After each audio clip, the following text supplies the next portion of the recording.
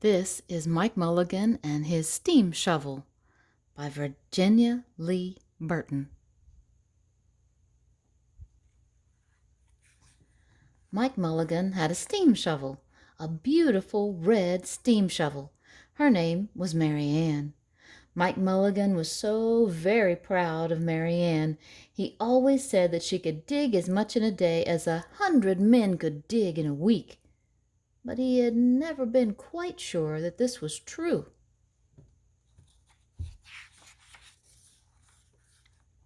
Mike Mulligan and Mary Ann had been digging together for years and years. Mike Mulligan took such good care of Mary Ann that she never grew old. It was Mike Mulligan and Mary Ann, and some others, who dug the great canals for the big boats to sail through. It was Mike Mulligan and Mary Ann, and some others, who cut through the high mountains so that the trains could go through. It was Mike Mulligan and Mary Ann, and some others, who lowered the hills and straightened the curves to make the long highways for all the automobiles. It was Mike Mulligan and Mary Ann, and some others, who smoothed out the ground and filled in the holes to make landing fields for the airplanes.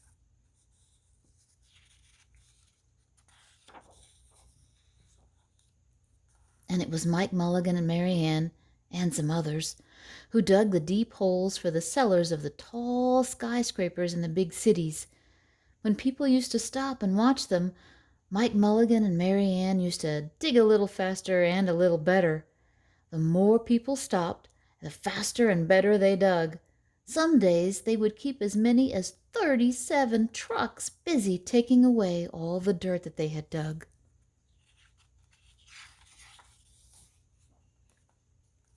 Then along came the new gasoline shovels, and the new electric shovels, and the new diesel motor shovels, and they took away all the jobs from the old steam shovels. Mike Mulligan and Mary Ann were very sad. The sign says, "No steam shovels wanted."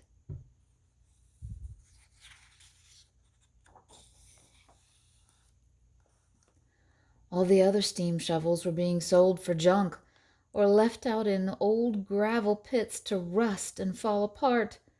But Mike loved Mary Ann. He couldn't do that to her. He had taken such good care of her that she could still dig as much in a day as 100 men could dig in a week.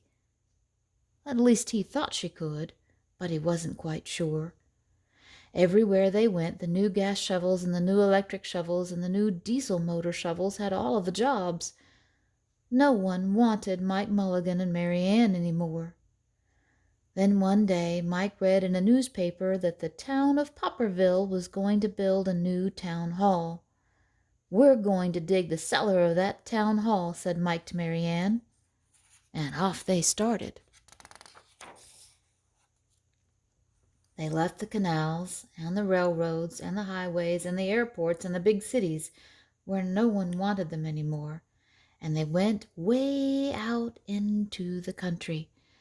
They crawled along slowly, up the hills and down the hills, until they came to the little town of Popperville. When they got there, they found that the selectmen were just deciding who should dig the cellar for the new town hall. Mike Mulligan spoke to Henry B. Swap, one of the selectmen. "I heard," he said, "that you are going to build a new town hall. Mary Ann and I will dig the cellar for you in just one day." "What?" said Henry B. Swap. "Dig a cellar in a day? It would take 100 men at least a week to dig the cellar for our new town hall." "Sure," said Mike, "but Mary Ann can dig as much in a day as 100 men can dig in a week."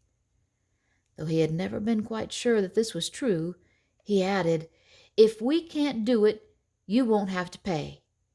Henry B. Swap thought that this would be an easy way to get part of the cellar dug for nothing. So he smiled in a rather mean way and gave the job of digging the cellar of the new town hall to Mike Mulligan and Mary Ann. They started early the next morning, just as the sun was peeking up. Soon a little boy came along. "Do you think you will finish by sundown?" he said to Mike Mulligan. "Sure," said Mike, "if you stay and watch us. We always work faster and better when someone is watching us." So the little boy stayed to watch. Then Mrs. McGillicuddy, Henry B. Swap, and the town constable came over to see what was happening, and they stayed to watch. Mike Mulligan and Mary Ann dug a little faster and a little better.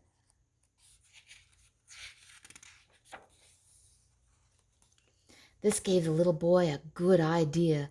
He ran off and told the postman with the morning mail, the telegraph boy on his bicycle, the milkman and his cart and horse, the doctor on his way home, and the farmer and his family coming into town for the day, and they all stopped and stayed to watch.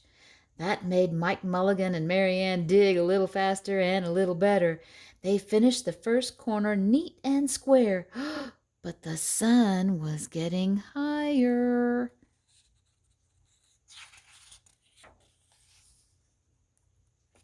Clang, clang, clang, the fire department arrived. They had seen all the smoke and thought that there was a fire. Then the little boy said, "Why don't you stay and watch?" So the fire department of Popperville stayed to watch Mike Mulligan and Mary Ann. And when they heard the fire engine, the children in the school across the street just couldn't keep their eyes on their lessons. The teacher called a long recess, and the whole school came out to watch. That made Mike Mulligan and Mary Ann dig still faster and still better. They finished the second corner neat and square, but the sun was right up in the top of the sky. Oh no, do you think they'll finish? Now the girl who answers the telephone called up the next towns of Bangerville and Bopperville and Kipperville and Copperville and told them what was happening in Popperville. All of the people came over to see if Mike Mulligan and his steam shovel could dig the cellar in just one day. And the more people came, the faster Mike Mulligan and Mary Ann dug.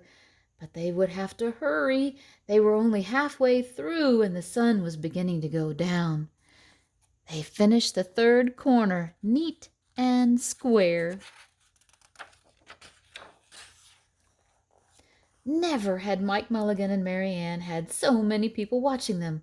Never had they dug so fast and so well. And never had the sun seemed to go down so fast. "Hurry, Mike Mulligan, hurry, hurry," shouted the little boy. "There's not much more time." Dirt was flying everywhere, and the smoke and steam were so thick that the people could barely see anything. But listen! Bing! Bang! Crash! Slam! Louder and louder and faster and faster. There goes Mary Ann. Then, suddenly, it was quiet. Slowly the dirt settled, the smoke and the steam cleared away, and there was the cellar all finished. 4 corners, 1, 2, 3, 4, all neat and square. 4 walls, 1, 2, 3, 4, all neat and square, straight down, and Mike Mulligan and Mary Ann at the bottom, and the sun was just going down behind the hill. "Hooray!" shouted all the people. "Hooray for Mike Mulligan and his steam shovel. They have dug the cellar in just one day." Suddenly the little boy said, "How are they going to get out?" "That's right," said Mrs. McGillicuddy to Henry B. Swap. "How is he going to get his steam shovel out?" Henry B. Swap didn't answer, but he smiled in a rather mean way. And then everybody said, "How are they going to get out?" "Hi, Mike Mulligan. How are you going to get your steam shovel out?" Mike Mulligan looked around at the 4 square walls and the 4 square corners, and he said, "We've dug so fast and we've dug so well that we've quite forgotten to leave our way out." Nothing like this had ever happened to Mike Mulligan and Mary Ann before, and they didn't know what to do. Oh no. Nothing like this had ever happened before in Popperville, Everybody started talking at once, and everybody had a different idea, and everybody thought that this idea was the best.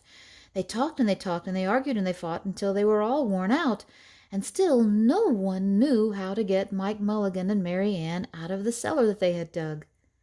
Then Henry B. Swap said, "The job isn't finished because Mary Ann isn't out of the cellar, so Mike Mulligan won't get paid." And he smiled again in a rather mean way.